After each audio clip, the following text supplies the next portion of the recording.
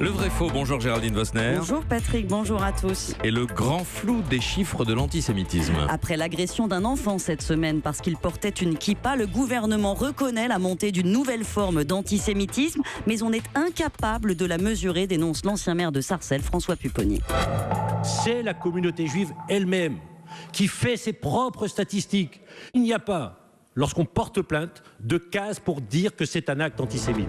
On ne sait pas recenser les actes antisémites, vrai ou faux? C'est vrai parce qu'on ne les compte pas en réalité. Il est interdit en France de traiter des données qui font apparaître les opinions religieuses ou l'origine ethnique des personnes. La loi s'y oppose depuis 1978. Or, une agression antisémite ou anti-musulmane, ça révèle la religion de la victime. Du coup, quand une plainte est déposée, on ne note pas de détails. L'agent précise que l'infraction a un caractère raciste. Et depuis 2016 seulement, s'ils le souhaitent, les policiers peuvent renseigner un mobile antisémitisme, pas les gendarmes, et au stade du dépôt de plainte, ils ne le font quasiment jamais. D'où viennent donc les statistiques que le ministère publie? Eh bien, des associations juives et musulmanes qui établissent leurs propres données et les recoupent ensuite avec les services de renseignement.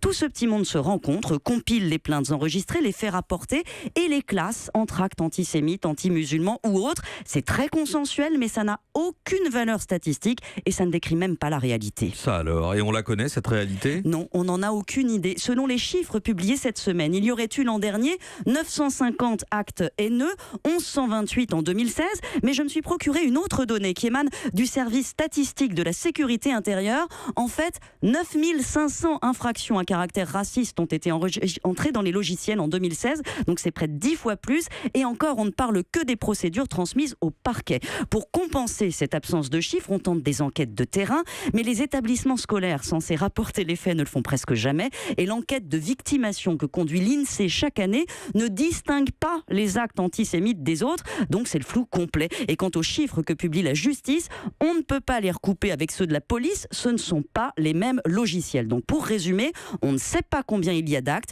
on ne sait pas ce qui se passe après un dépôt de plainte, si ce sera classé, condamné, à quelle peine dans la lutte, voilà où on en est. Et c'est troublant parce que si l'on s'en tient aux seuls chiffres publiés cette semaine, les juifs seraient 14 fois plus victimes d'actes violents que les musulmans, 45 fois plus de menaces. Or, comment lutter contre un fléau qu'on ne sait pas mesurer, dont certains peuvent contester du coup la réalité? C'est ce que dénonce François Pupponi. Il plaide pour des statistiques précises qui mettraient fin au fantasme. Merci beaucoup Géraldine Vosner pour le vrai faux chaque matin, juste après le journal de 7h.